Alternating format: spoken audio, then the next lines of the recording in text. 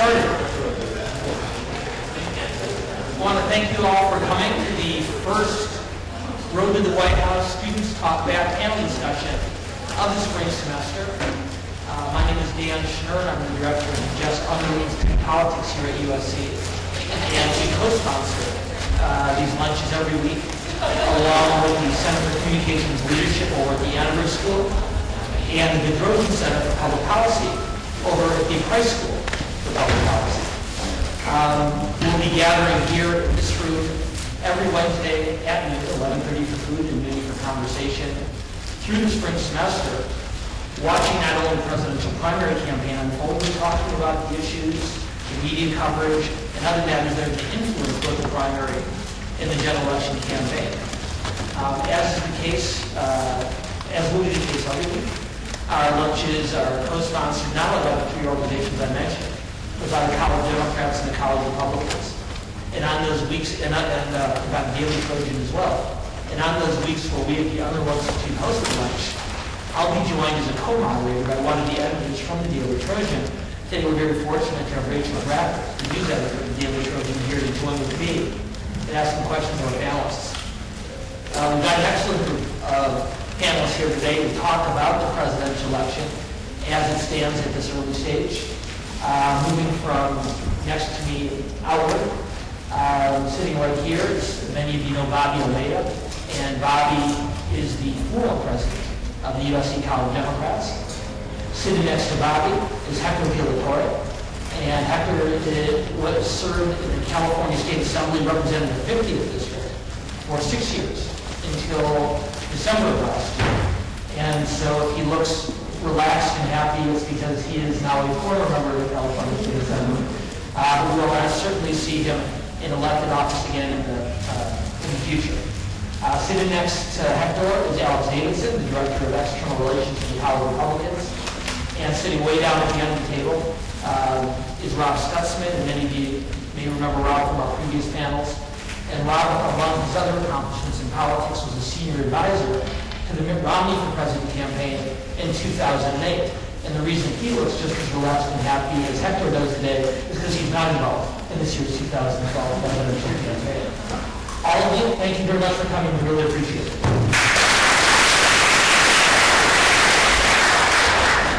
Just as a reminder, we frame these programs not as debates, but as discussions.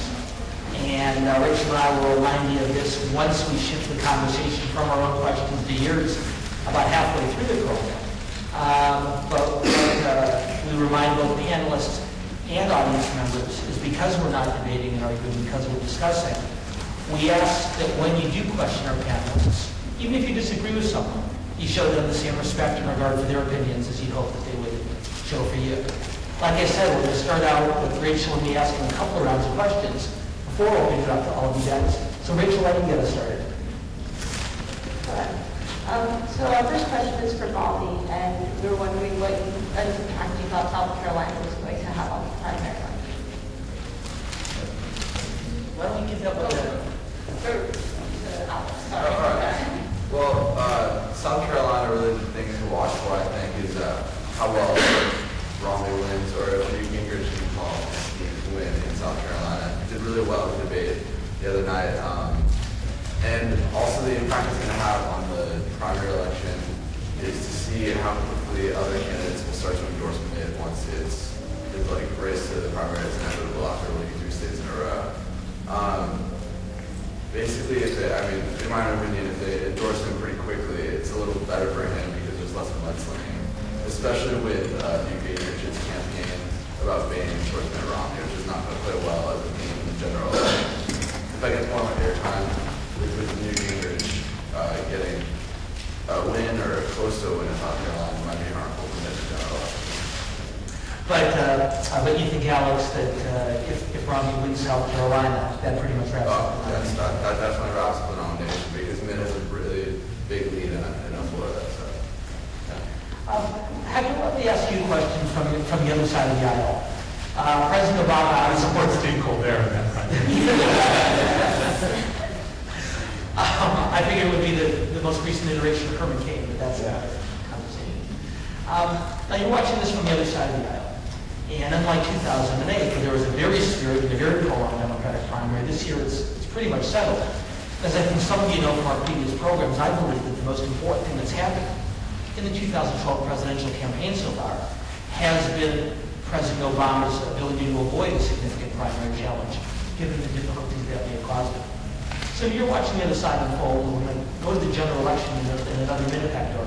But from your side of the aisle, from the standpoint of Obama support and someone very involved in the president's re-election campaign, is it to your benefit to see this nomination continue on, as Alex suggested, that Gingrich and possibly some other challengers continue to throw some pretty harsh words at Romney and potentially the young front runner?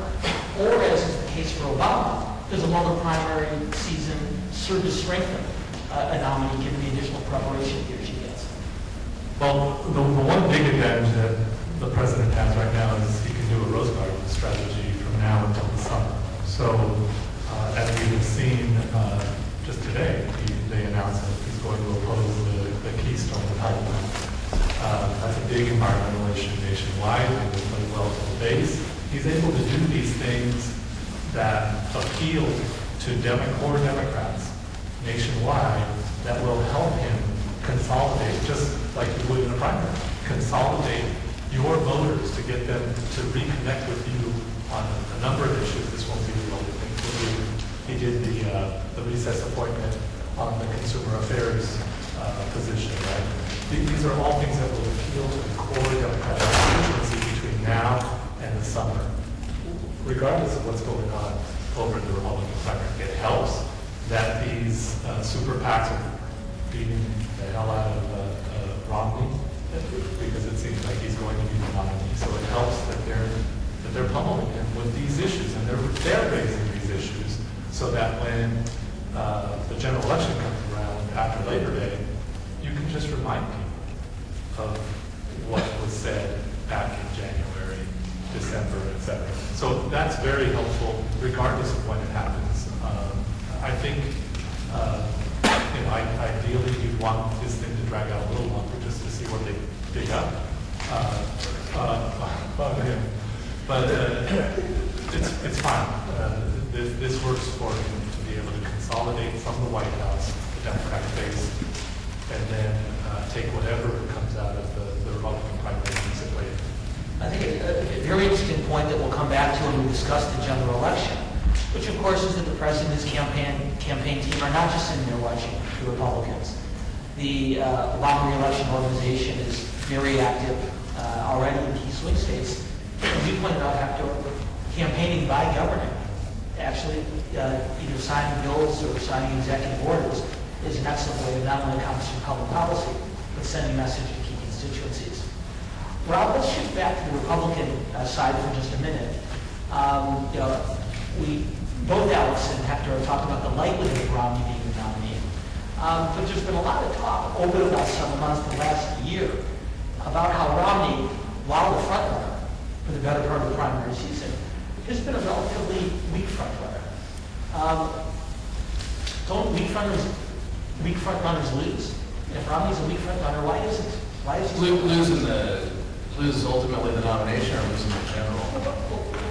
Well, talk a little bit about why Romney is a weak front runner and why that is not preventative from maintaining that front runner status. The nomination processes for either parties, when it's an open process, gravitates towards more of an ideological extreme, obviously. So Mike Huckabee was able to come on so strong 4 years ago in Iowa by consolidating a conservative, social conservative, evangelical vote. Well, this time that's been divided up amongst several candidates.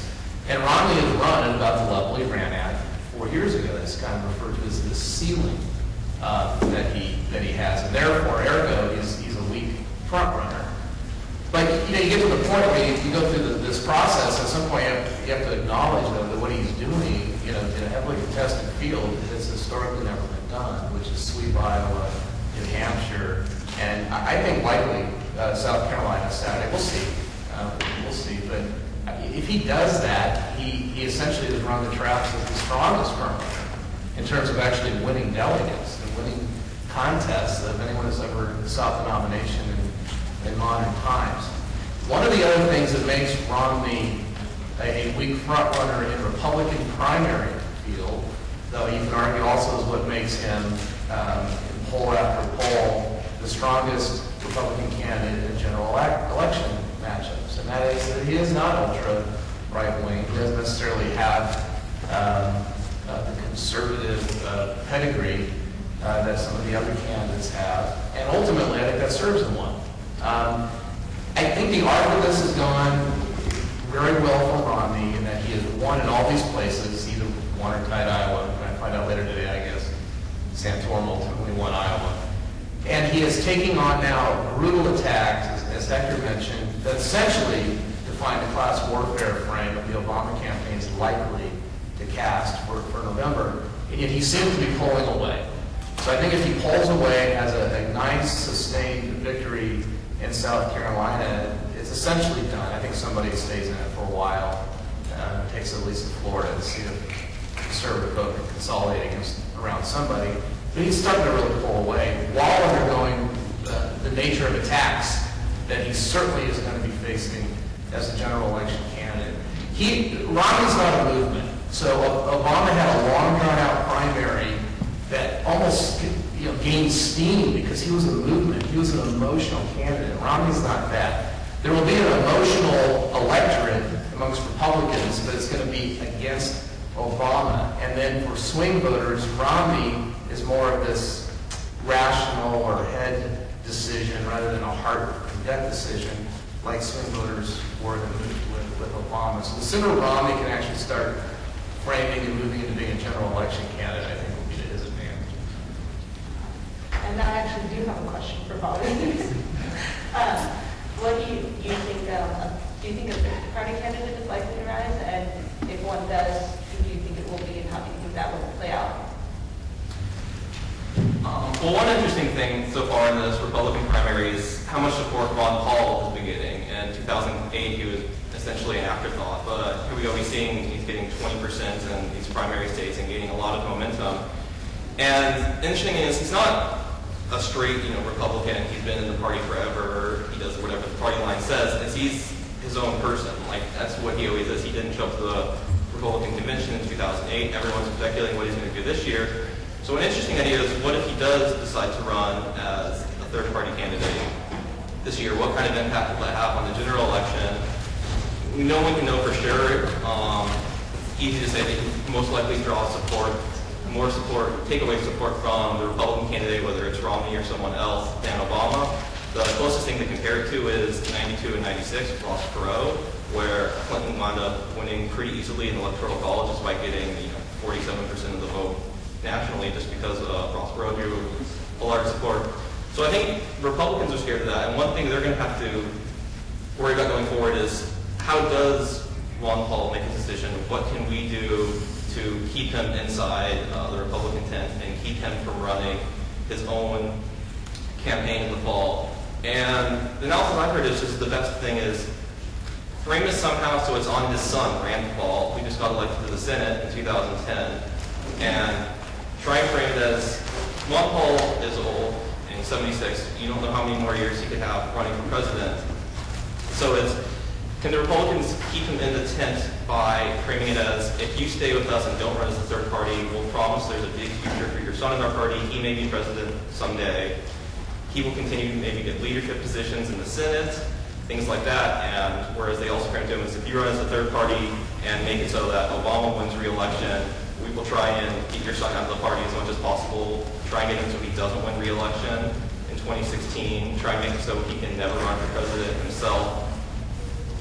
So it's going to be interesting to see whether Ron Paul will, go to that influence of trying to go for his son, or whether he sees himself as more of a leader of a movement rather than someone who is a nominee for president of a political party. Whether he sees himself as a leader of this movement that maybe he can't win right now, but he wants to keep continuing it and growing it and making it bigger. So you can see his support is a lot larger this go around than it was in 2008. And maybe he sees his son, Rand Paul, as maybe a future leader of the movement he's starting, rather than a future leader of the Republican Party. Before we move on to the general election, I'd love to hear either Alex or Rob on this point.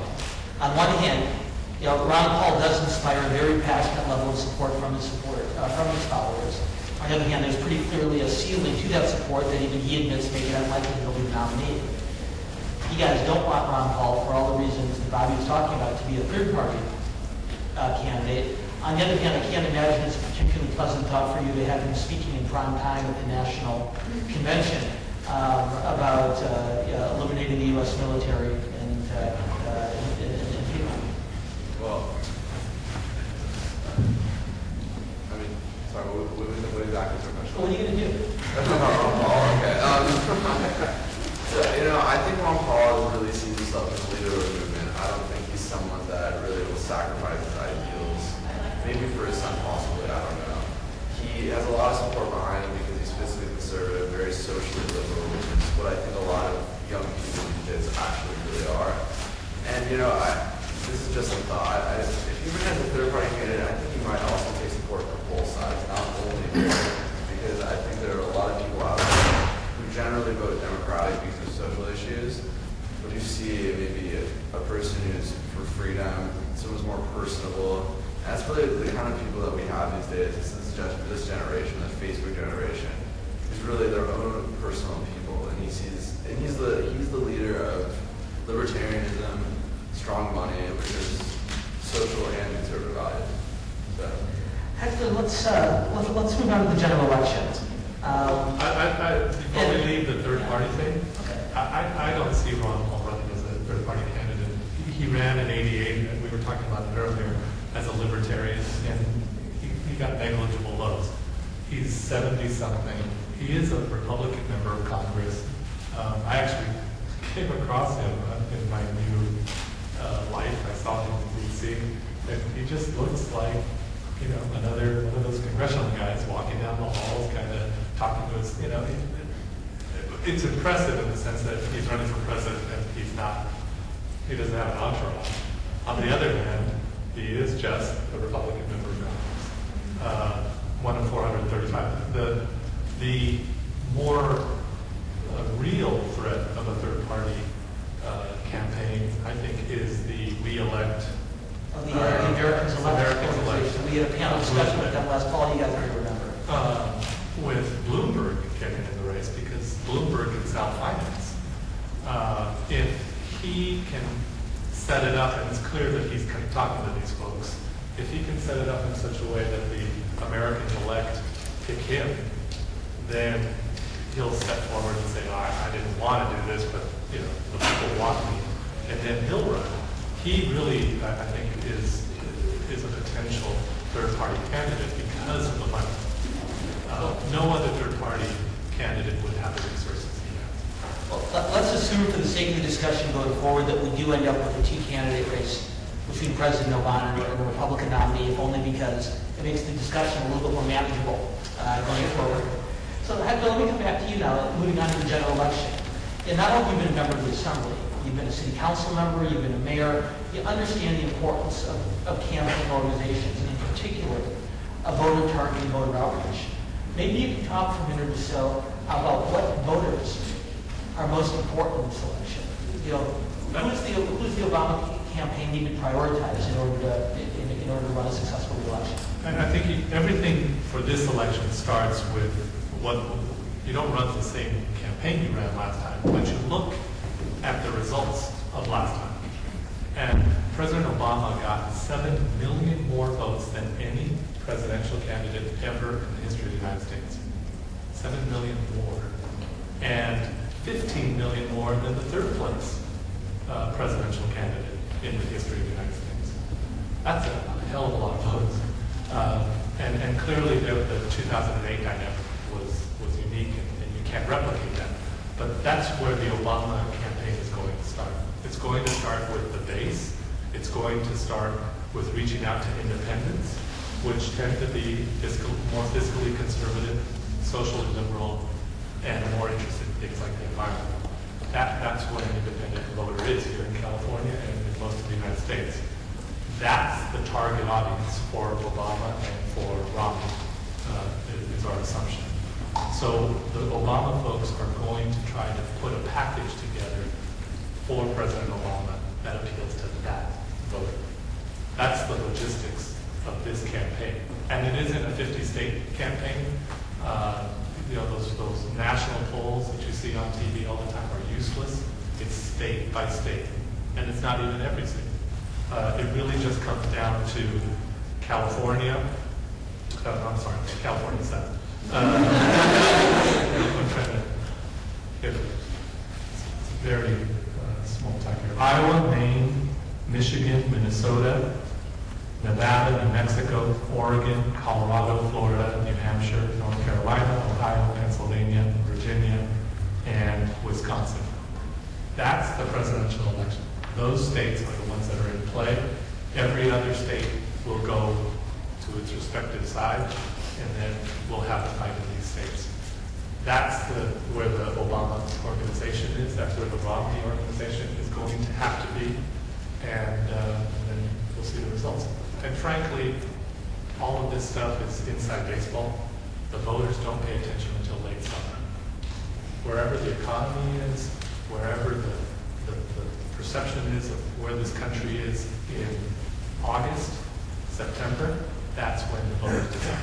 That's when it matters. All of this is just preliminaries for that. So would you mind talking a little bit more about the geography of this? Do you want me to? Yeah. Keep talking. We'll go back. Okay. I think that the geography is important. Hector makes an excellent point about not making generalizations about the race on national numbers, polling being one of them. The other is unemployment.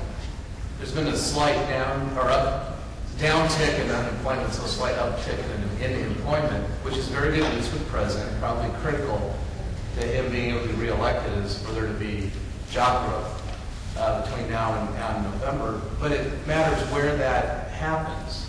There hasn't been any job growth in Nevada, which has the highest unemployment in the nation. It was one of the states that Hector mentioned where this election is going to be decided. So I think it's very regional. The South is where jobs are being added. Maybe that gives the president a chance to hang on to North Carolina, but I think that had more to do with the skewed turnout 4 years ago. That would be hard to replicate. So you look to the upper Midwest, Rust Belt states, and then you look to the West, which is still suffering a phenomenal, no longer recession, but stagnation because of how heavily we've relied upon housing for our economy. So Colorado, Nevada, I did a congressional race in Nevada last year. I'm fairly certain if the election occurred today, the president would lose Nevada. It could come down to these western regions and these upper Midwest regions. So, when you're watching economic news, the real question is what's happening in Michigan, Minnesota, Wisconsin, Ohio, and what is happening in Colorado, Nevada, Arizona, I think is actually probably more important than Oregon, possibly. So it's an economic election, but it's broken into these regions. It was interesting, New Hampshire was on your list, and the Northeast, I think, has a couple of states, well, not electorally significant, also speak to some of the regional dynamics on job growth. And if you want to watch any bellwether, I really do think it's Iowa, believe it or not. Iowa has voted for the Democrat president for the last 5 elections. And if you see watch for polls that you can. You probably find them online that are specific to states. If you start seeing the president running behind in Iowa, that's an extremely bad sign for him, that he's in real trouble. And then I have a question for Bobby. We talked a bit about the sort of geographic strategy that we're going to see. What do you think about the demographics? Which demographics are really going to be the swing vote of this election? Well, as we were saying earlier before the panel, it's probably going to be the undecided voters that decide this election. Thank you.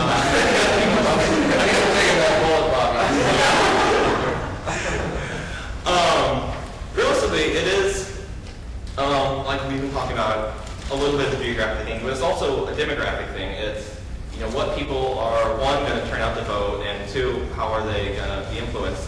With unemployment still, it's coming down, but it's still at fairly high numbers.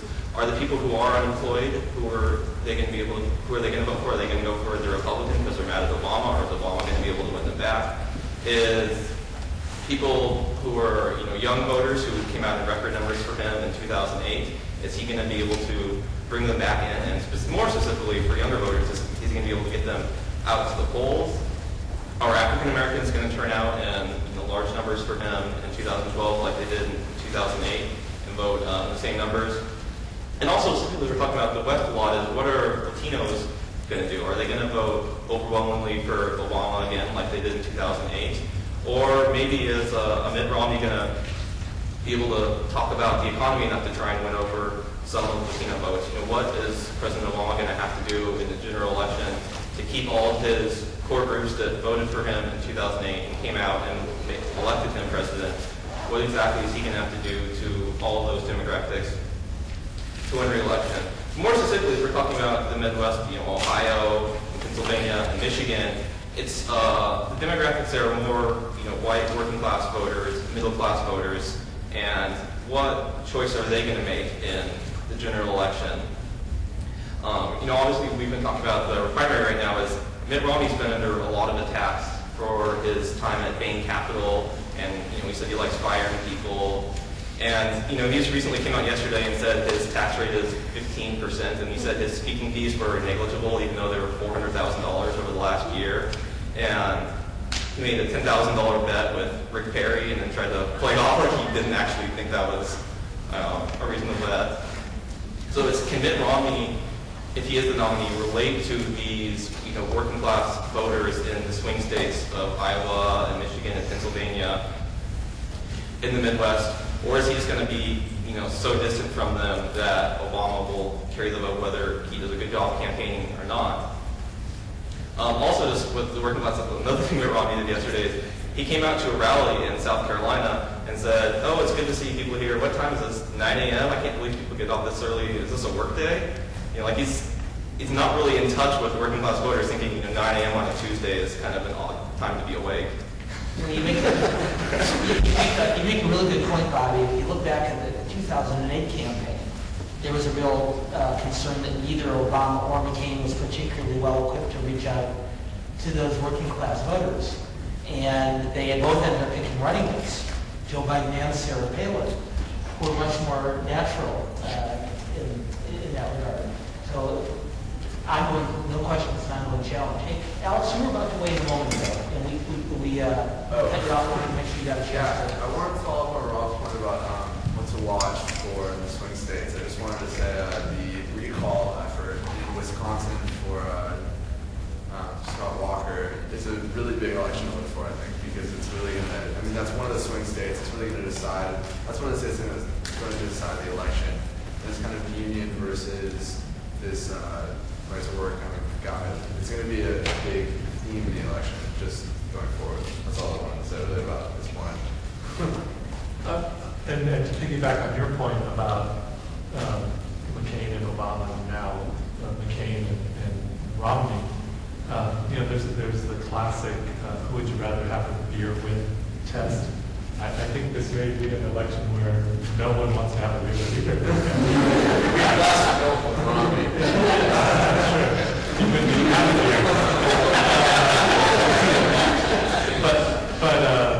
So it is going to have to be a situation where, again, come late summer, where's the economy? Where's the direction? There have only been two sitting presidents who have not won the election, Ford and Bush won in the last, whatever it is, 40 years. So it really takes a lot for the voters to turn their back on an incumbent president. And that's the challenge that Romney has. And it may be why this Republican field did not get the first tier candidates. They looked at the money that Obama was going to have. He's already at, whatever, $400 million or something. He's going to be well over $500 million in his campaign war chest. He has this some remnant of that 69 million voters will turn out again for him. It's a pretty daunting task, even with this bad economy. How daunting is it, Rob? Well, every bit as daunting as Hector described, I think. It's that it probably hasn't attracted the best field. On the other hand, the nomination is not necessarily a bad thing to have. And it's because the presidency often turns on issues that are largely beyond the control of the sitting president. The last incumbent president to lose was George Herbert Walker Bush in 1992 to an unknown, some second-tier candidate, former governor of Arkansas, and essentially it was an economic election with a third-party candidate or independent candidate. So look, the president can still fall victim to an economy. And yeah, Romney may be a rich guy that has no idea what our middle-class lives are like, but the president doesn't exactly connect on that level either. And at the end of the day, it's, the cliche has some truth that re-elects are referendums on incumbents. And so are people going to decide, we gave this guy a chance, and the economy has not improved enough significantly, and there are rocky waters ahead, and this guy may be a square and doesn't believe in Bigfoot, but he might be better equipped to navigate those waters. I mean, that's basically the Romney pitch. I'd say another two big thematic things. The president got elected on optimism because he's able to talk about it in the abstract. Now he must talk about it in reality because he has to defend what's gone on for 4 years. The two things he needs to do, I believe, is one, come up with a second act. What's he going to do? Why give him a second term? What's next? What will he do? You can't say stay the course. That was Reagan's re-election. Times were good. Times aren't good. Second is, he has to find that optimism. I think Romney has been very effective in criticizing the president for being negative about America. Things could be worse. And Romney, for as much as we've seen him stumble over being a rich guy, will continue to, and there'll be a lot of class warfare injected into this race. Romney has the ability to talk optimistically about America, and to do so in a very credible way. In a way that could inspire confidence that he actually knows how to do this.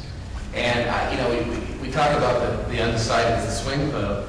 It really can come down to this: who knows how to do this type of proposition? And the president needs to find his voice on that. I think he can, but we haven't really seen it yet.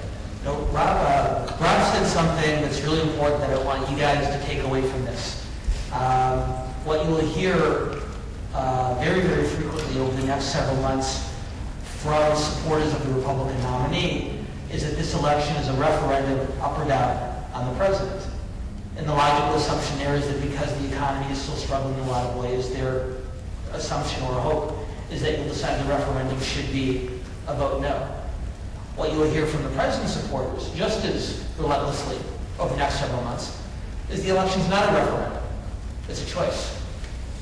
And conceiving that while the economy has not recovered certainly to the degree that the president or anyone on either side of the aisle would like, that rather than voting for or against the incumbent president in the abstract, you need to consider the alternative. Joe Biden used to like to say this in his elections for Senate in Delaware. He said, "Don't compare me to the Almighty, compare me to the alternative." And so as the election goes on, listen to Republicans saying, it's a referendum up or down. Listen to Democrats say, it's not a referendum, it's a choice. We're going to open it up to your guys' questions in just a second. Just real quick, though, a couple of announcements for you to keep in mind going forward. Next Wednesday, so you know, our Road to the White House 2012 discussion will be a debate on the Arab Spring and its impact on the presidential election. We'll do a forum on international affairs next Wednesday, January 25th, here at noon in the forum.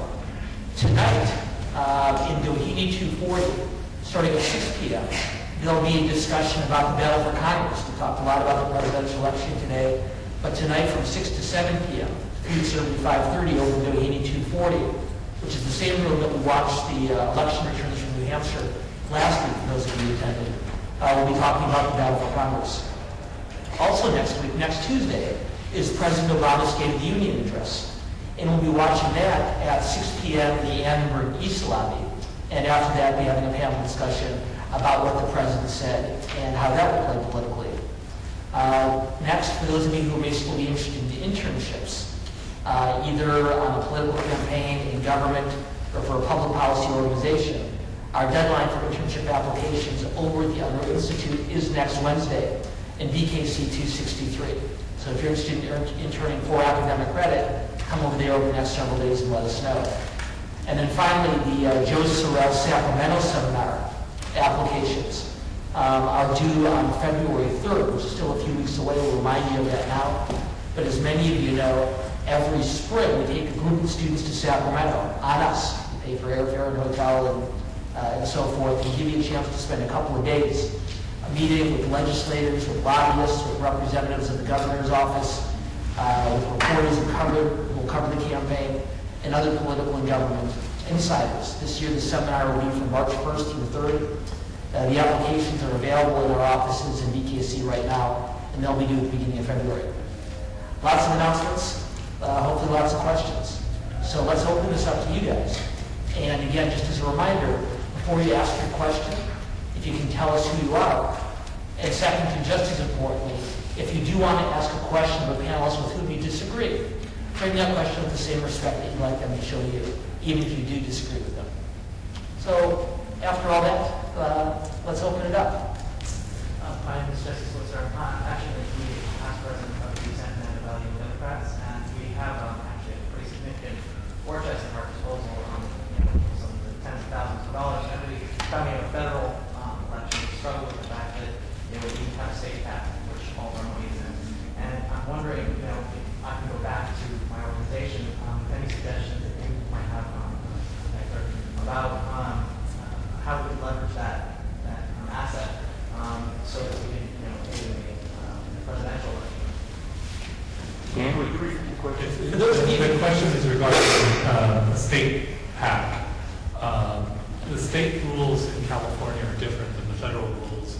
You cannot, with the rules that we have in California, spend money to support or oppose federal candidates like a president. So the way, what you can do, and this isn't like a Colbert or Jon Stewart thing, what you can do is just to get out the vote efforts, to get people to turn out, on the assumption that if you're targeting the right demographics, that those people will vote for President Obama in your case, or Mitt Romney if you have one on the Republican side. That's about as far as you can go. It's interesting the case Citizens United had allowed corporate donations at the federal level. California allows corporate donations.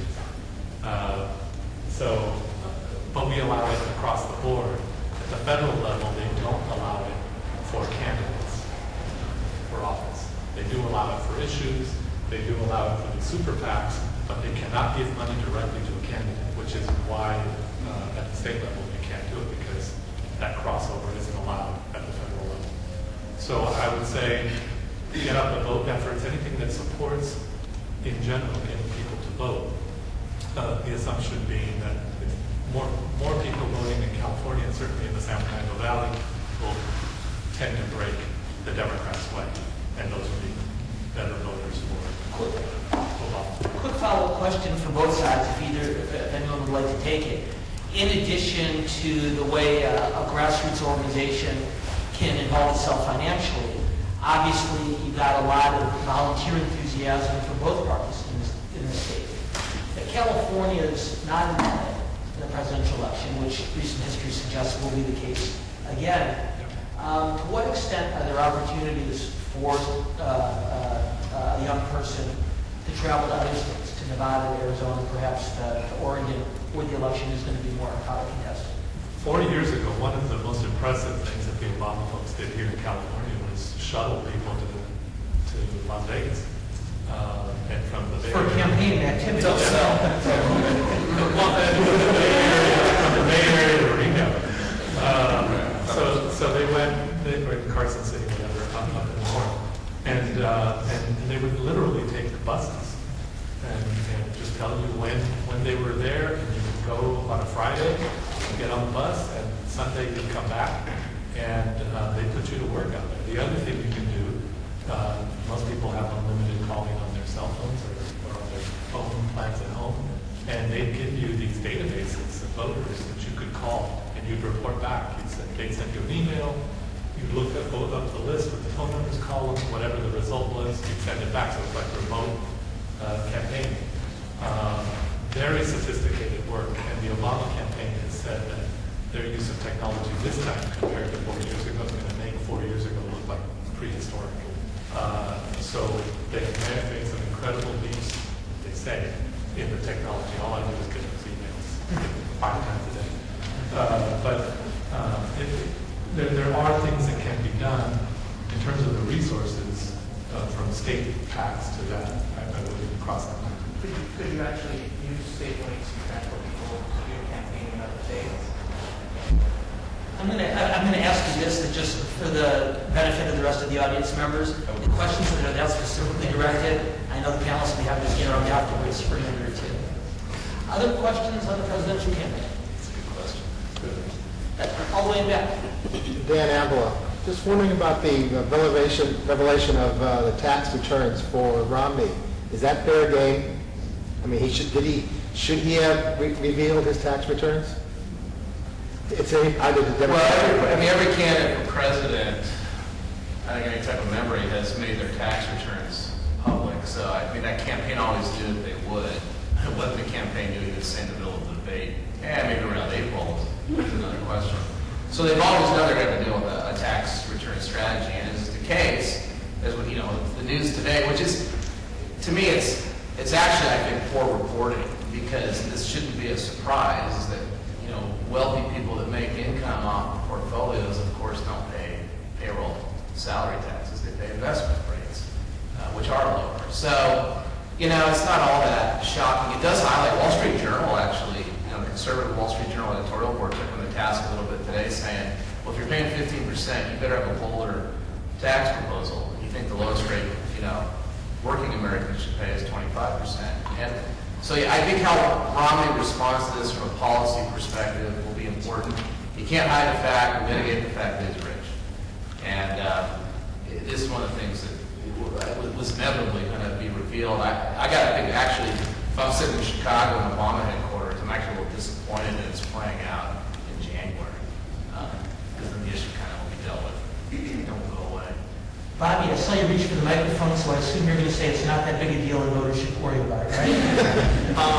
No, this goes a little bit what I was saying earlier is, Mitt Romney with this tax rate is, fairly low compared to a lot of working class voters, is that it might, be, even harder for him to connect with those voters in the Midwest. It might be hard for him to, relate to them. They might find it harder to relate to Mitt Romney and think of, well, how can he understand what I'm going through, and by understanding what I'm going through, then help me improve my life. And this reminds me of one thing that happened in the 2010 gubernatorial campaign here in California during one of the debates is Jerry Brown went to May Whitman in the debate and this flat out said, how much money would your tax proposal save yourself? And I think that was a very strong point that he made in that debate. And yeah, I think it's right. If Mitt Romney comes out and this all comes over right away, it's not going to be an issue in general. Whatever it is, if he does it all a lot later and it is an issue in general, Obama could say that same thing and say, if you want to cut capital gains, how much money are you making yourself? Are you looking out for yourself, or are you actually looking out for the American people? Okay. I just make one point, because I feel strongly about it, is that I disagree, based on my experience and watching data, that it actually is a big issue for undecided voters. Yeah, it was a great strategic score from Jerry Brown, but people didn't really believe Meg Whitman was going to the trouble of spending $160 million to somehow advantage yourself in tax reform. So these are, it comes down to competency issues, and I think, which is important. I think a lot of things that we think might matter and the press might highlight as kind of the sports reporting way that they break down these races, oftentimes will camp out on issues that, in my experience, don't ultimately really move voters one way or the other. Well, let me ask you this as a follow-up, Rob, and anyone else on the panel would like to address it as well. Rob in 2010 was a senior advisor to the Whitman campaign. I think most Democrats would tell you that had she listened to him more, it would have been a much closer election. We would have got the 10 points. That debate exchange notwithstanding, one of Whitman's ongoing struggles was to show voters that she understood the types of lives they led, the challenges they faced, and so on. And it's a challenge that wealthy candidates in both parties faced in the years John Kerry went through it after the 2004 election. Is this something for Rob to be concerned about? It is, but it doesn't. It's all about likability at the end of the day. This whole, they really identify with my life. I don't think there's anyone that's really run for president now. I think in modern times that people really think understands what my life's like. Sure, everyone would have a beer with Bill Clinton, but other than that, it's likability. For women, she ended up not being liked by voters, and there's a variety of reasons, and wealth fed into that narrative. Now, if you were a New Yorker in the early part of this decade, you felt pretty good about that cat Bloomberg that you were elected mayor, who was about the richest guy in the country, right? And he doesn't know anything about what your life is like. He's off to the Bahamas on weekends, and how many houses does he have? I mean, super rich, but he was confident. And he takes it. Yeah, there was some random people aspect to it, right? Yeah, Joe Biden on Amtrak, that type of thing. But he felt good about your mayor. It didn't matter that he was rich. So rich is not a character disqualifier, but it has to be dealt with, and you still have to be a likable individual. And just to clarify before Hector weighs in, is when you say it's all about likability, you're talking about obvious questions of wealth and connecting with the audience. You're not suggesting that elections are all sentimental. Correct. Yes. Okay. Thank you for, as you often have done over the years, clarifying what I yes. I think for Romney on this issue, I think the core thing is he is basing his campaign on his ability to handle economic issues and to create jobs. And what is going to, I'm convinced will happen between now and the summer, is someone is going to go back to the Bain experience, and not on the money that he made and any of that. Someone is going to net out the job creation. He did over 100 deals in his time at Bain. Some of them were winners, and the companies did well, and they grew, and some of them were losers. And you need to see what that is in order to judge him. He's telling us that, for the most part, he was a net job creator, and he did a great job. But we don't know that. And I think that is going to be key to his credibility. I think no one's, at the end of the day, going to like him. He just has this way about him. And the polling all shows that. The focus groups, everything show that there's a distance, a coldness to him. But it's really going to come down to whether he's credible as this job creator. Rachel, last one? Yeah. Well, as we're talking about the economy, it seems like we should also be talking about Occupy Wall Street and the Tea Party movement. That has a significant impact on the 2010 elections. What kind of impact do you think it's going to have for their Republican candidates, or maybe the Democratic candidates, if you want to be a little political about the interpretation? Well, the main influence the Tea Party had on the 2010 elections was enthusiasm and turnout. If you look at 2010 compared to 2006 and 2008, it wasn't that people started voting Republican, it's that Republicans came out in larger numbers and Democrats stayed home in larger numbers. And that's why the Republicans won all of these elections in 2010 compared to 2006 and 2008, when the Democrats had a much larger turnout and enthusiasm. And I think the Occupy movement brings back some of that enthusiasm. If someone's willing to go through all of that for income equality, they're going to come out and vote most likely. So it's a way, I think, of kind of countering the Tea Party in terms of just enthusiasm and just people coming out to vote in general. And also an interesting thing is that the Washington Post and ABC co-sponsored a poll that just came out, and they polled Americans, and 55% said that income inequality is to blame for the economy right now, whereas only 35% think that we need less regulations to help the economy grow. So I think it's, that's those numbers going by the Republican primary. There's a lot of pundits, those are a little surprising. So I think it's the Occupy movement has kind of been leading the narrative recently, and it might have been changing public opinion. So it'll be interesting to see if that continues all the way through into the fall, and then if we can get the enthusiasm for the Democrats like they had in 2006 and 2008. I think think that you need to draw a clear distinction between the Tea Party and the Occupy Wall Street. Tea Party had a very clear, decisive, strong message and very organized people. Occupy is not in any way that way. They don't have a clear message about what they really want. And also, a lot of people involved are against corporate greed, against that kind of stuff. But a lot of them have also very conservative values too, because true conservatives don't want corporate greed. They don't want lobbying the way that we have it now. And I don't think it's as effective of a movement because it's not as organized and it's not as clear message and one-minded as the Tea Party was. We're actually going to do a lunch program later this spring on populist political movements, including the Tea Party and the occupiers. So it's a conversation that we'll come back to over the course of the spring. Kiki, do you want to ask your last question? More so on the Occupy movement, I wanted to know if maybe what's going on in Wisconsin has some indication of what's going to happen with the recall and over 1 million signatures. Because that's more so of like a democratic type thing as opposed to Occupy, which is both sides. I just wanted to get your take on that. Alex, you mentioned the Wisconsin recall a little bit earlier.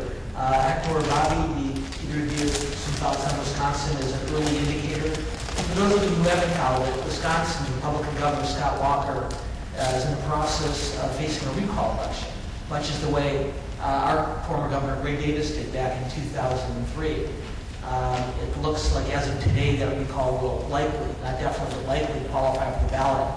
And there's a lot of people in Wisconsin and other states, as Alex mentioned earlier, who think that a high-profile fight like that one in the spring of 2012 will tell us a lot about how voters are going to behave in the fall. We've only got a minute or two left. What thoughts on the Wisconsin fight?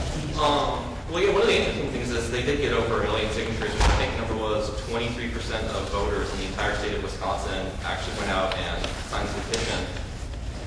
So it's kind of interesting is that Scott Walker was elected kind of in the wave of the Tea Party populist movement in the 2010 elections. And here there's already voters in Wisconsin saying, oh, I regret my decision. I wish I hadn't voted for him. So it'll be interesting to see, if he gets, through the recall election or if they recall him and put in a Democratic governor instead. And I think it will be an interesting going into the fall is what kind of role will the Tea Party still have in the Republican Party, and how motivated are Democrats? I think that's the biggest thing to take out of Wisconsin is that are Democrats motivated? If they went out and had enough people standing on corners and outside of stores getting over 1 million signatures, they had over 1 million people willing to sign the paper, are those people then motivated enough that they're going to go out and knock on doors and make phone calls and get more Democrats out to vote? And is that going to be enough of a turnout to influence the 2012 elections, to swing it for Obama, to swing it for Democrats winning more congressional seats and Senate seats? We're running out of time, but any thoughts? Just on the turnout issue, 1 million signatures in Wisconsin, that's a hell of a lot. That would qualify a ballot measure in California, and we're much bigger than they are. So that's an impressive figure. They had recalls already last year of various state senators, and it was a mixed bag. The results were mixed. So it wasn't a slam dunk. This is a lot easier because it's just one guy, and it's a referendum, a real referendum on him. But I think it's unique to Wisconsin and what he was doing and the reaction to what he did in terms of those policies. I don't think it's that translatable, especially if it's a special election in the spring. If it was in November, then I think it would have a lot of weight because then it affects the turnout for the presidential. In terms of being able to carry it out, and extrapolate from there, I don't think it's the same as people saying that the gubernatorial races in November of the year before the presidential will guide what's going to happen in the presidential. I don't see that at all. Let's thank Rob Stutzman, Alex Davidson, Hector De La Torre, and Bobby Almeida. Let's also thank our partners from the Trojan Center, from the Center for Communications Leadership at Annenberg, our partners at the College Democrats, College Republicans, and Daily Trojan. Let's also thank my co-moderator, Rachel Bratton, for sitting in today and helping us run this panel discussion. Rachel, thank you very much.